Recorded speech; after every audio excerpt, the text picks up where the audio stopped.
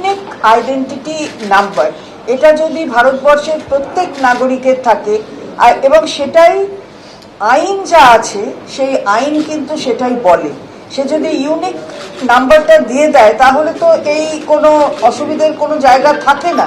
কিন্তু আমরা দেখছি যে আইন বহির্ভূতভাবে প্রত্যেক স্টেটের জন্য নতুন করে একটা অ্যালফাবেটিক্যাল কতগুলো অ্যালফা ঠিক করে দেওয়া হয়েছে। যেমন কোনো জায়গার মানে বিধানসভার জন্য একটা বিধানসভার জন্য XYZ, রাজ্যের জন্য আরেক রকমের, এই যে অ্যালফা ঠিক করে দেওয়া এটা কিন্তু রুল বলে না। সুতরাং রুলের বিয়ন্ডে গিয়ে এটা নির্বাচন কমিশন করেছে। আমাদের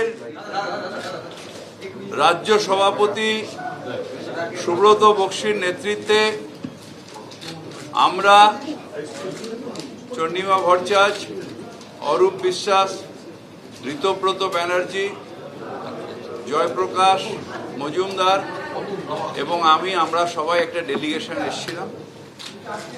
আপনারা জানেন যে বাংলার ভোটকে অনৈতিকভাবে প্রবাহিত করার জন্য বিজেপি যে চক্রান্ত করেছে, ভুয়ো ভোটার আনা, ভুতুরে ভোটার দেওয়া এবং একই এপিক কার্ডের বিভিন্ন রাজ্যের সেই ভোটারগুলোকে নিয়ে এসে আমাদের এখানে ভোটটাকে একটা প্রহসনে পরিণত করার চেষ্টা করেছে। এটাতে আমরা স্পেসিফিকভাবে ডিমান্ড করেছি যে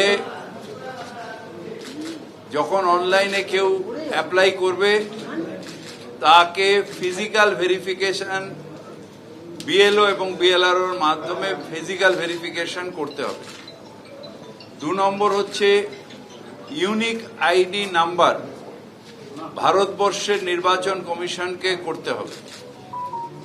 তৃতীয় হচ্ছে যে দেখতে হবে ওদেরই রুল অনুযায়ী, সেকশন 28 রুল 28 অনুযায়ী যেভাবে ওরা ভেরিফিকেশন এর কথা বলেছে সেই অনুযায়ী এটা স্পট করতে হবে।